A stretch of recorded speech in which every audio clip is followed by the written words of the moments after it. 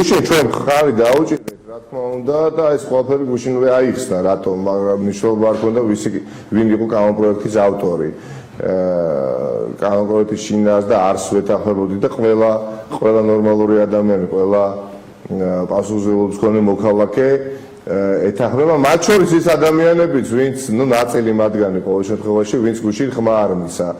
ქართულ ოცნებაში ხმა იმიტომ არ მისცეს რომ ვერ გაბედეს იმიტომ ერთი ადამიანი იყო წინააღმდეგი ბიძინა ივანიშვილი თორე სხვა შემთხვევაში ისინი ცდის სიამოვნებით დაუჭერდნენ ეხლა რაზე იყო საუბარი რომ ნიკა ივანიშვილის წინააღმდეგობის მიუხედავად ხომ არ გეჩვენებათ რომ სითამამე იყო იმიტომ რომ ზოგიერთმა თავი შეიკავა და ასევე მომხრეებიც უფრო მეტნი იყვნენ ვიდრე კანონპროექტზე ხელმომწერები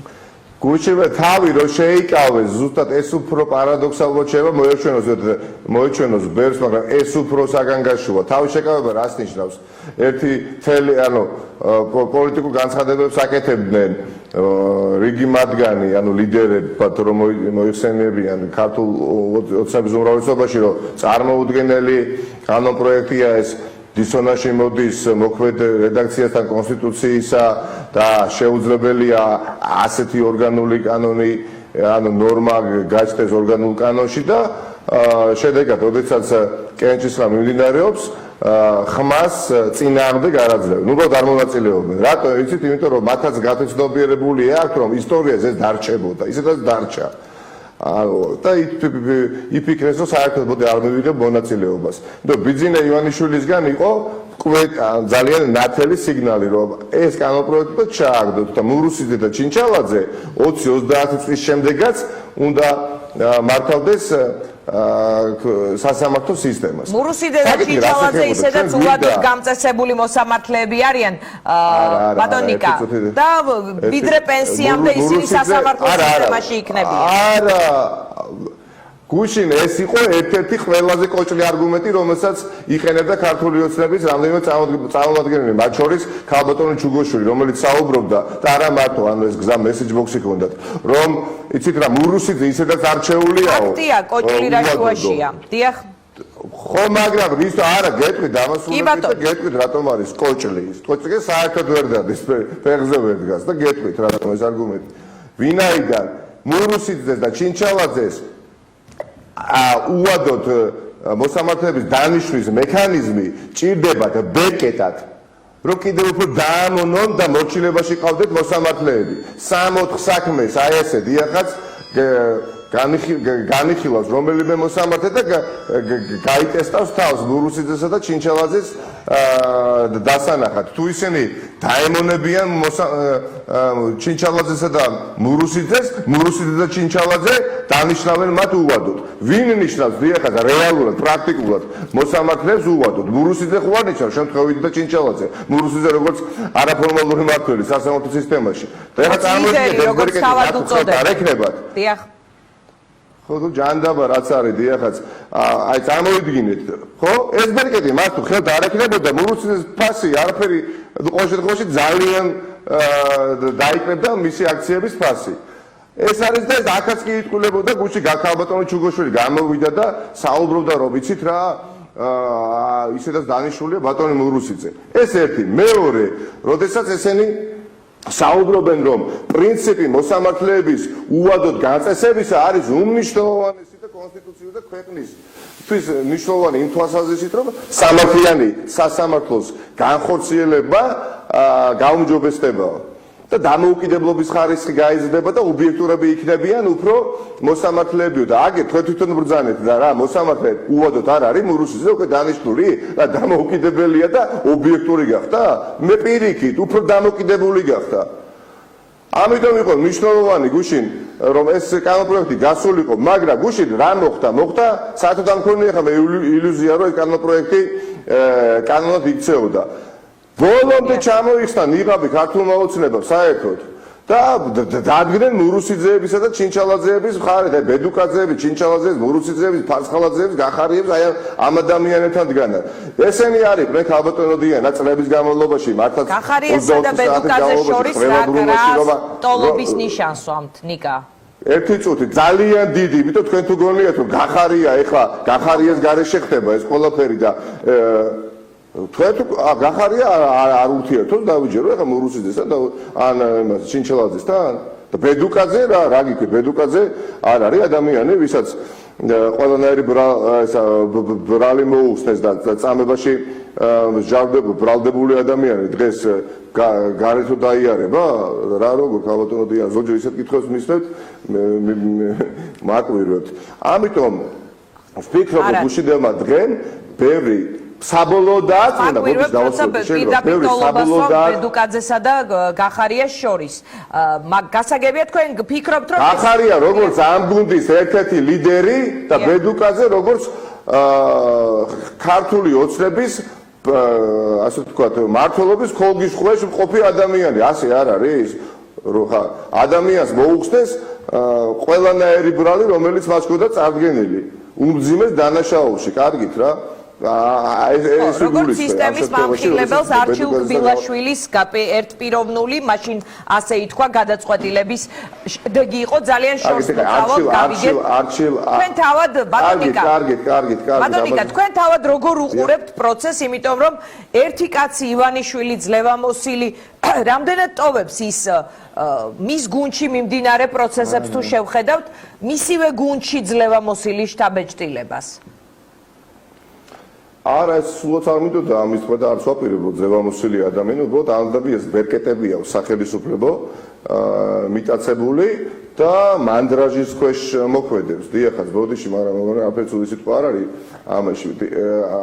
შეშინებული ნირწამხდარი холод ორიენტირებული ხელისუფლების შენარჩუნებაზე უშვებს სულ უფრო და უფრო მეტ შეცდომას და მისი ავტორიტეტი დღითი დღე იფრითება და იფრითება იმდენად რამდენადაც ქართული ოცნების უმრავლესობის რიგებშიც კი ვერ ახერხებს რომ შეარიგოს მოარიგოს თუ როგორც გენებოთ საკუთარი გუნდის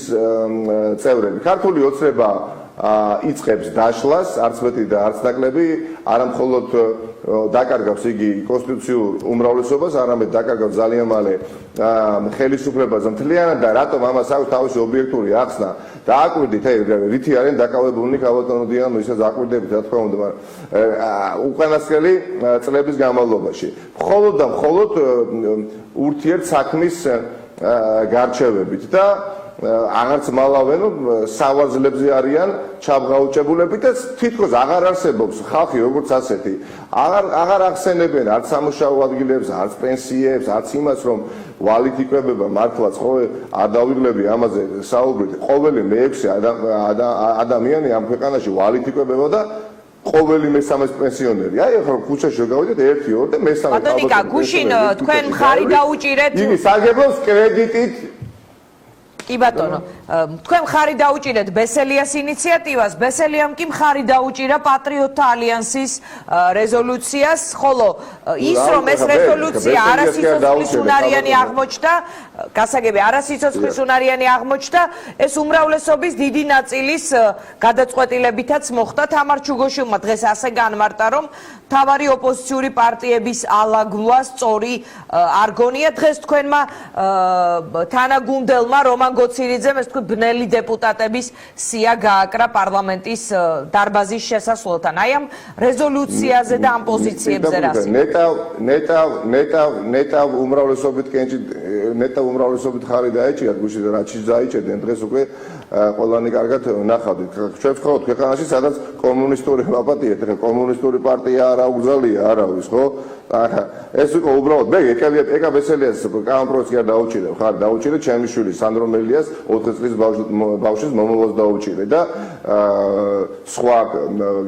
ქართველი ბავშვების მომავალს დაუჭირე აშუაში ეკა ბესელია იყო ავტორი ამ კანონპროექტისა და ეკა ბესელიამ რატო დაუჭირა ხარი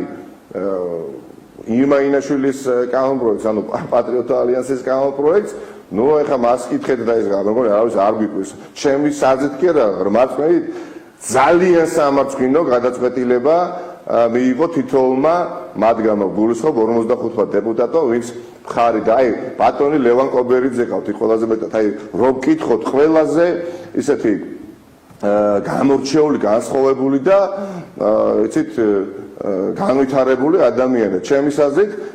ერთ-ერთი ყველაზე ჩამორჩენილი პროგრესით ადამიანი ბატონი კობერიძე, რომელმაც თავი გაუჩინა. ამ რეზოლუციის მხარდაჭერა არ მოხდეს ამის სიგნალი. არა, ზოგადადაც ეხა ეს არის ადამიანი, რომელიც ერთ-ერთი პირველი იყო, ვინც გიორგი კვირიკაშვილს იცავდა, მაგრამ როგორც ბიძინა ივანიშვილის პოზიცია გაიგო, სახელი და გვარი გიორგი კვირიკაშვილის ხსენებისაცაც კიერიდება. რა თქმა უნდა, ჩემთვის ძალიან ბევრის მკვლელია და მეტყველია ფაქტო, როდესაც არერიდება ბატონიკა, არ შეგუჩნები, არ ვიცი, თქვენ კარგით, ეხა ჩემთვის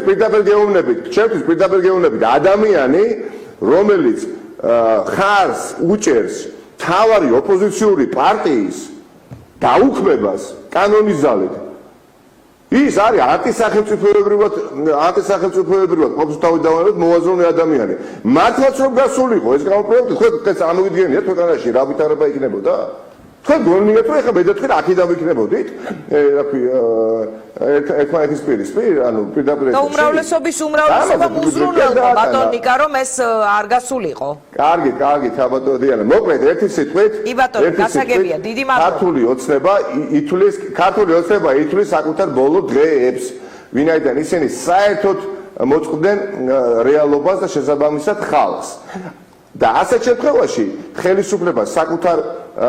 საკუთარ ბედს როგორ ასრულებს ძალიან კარგად ვიცით, მარცხით და ტკინვეული იქნება ეს მარცხი, თუ ნაკლებად ტკინვეული იქნება, თუ უმტკინველი იქნება, ეს ყველაფერი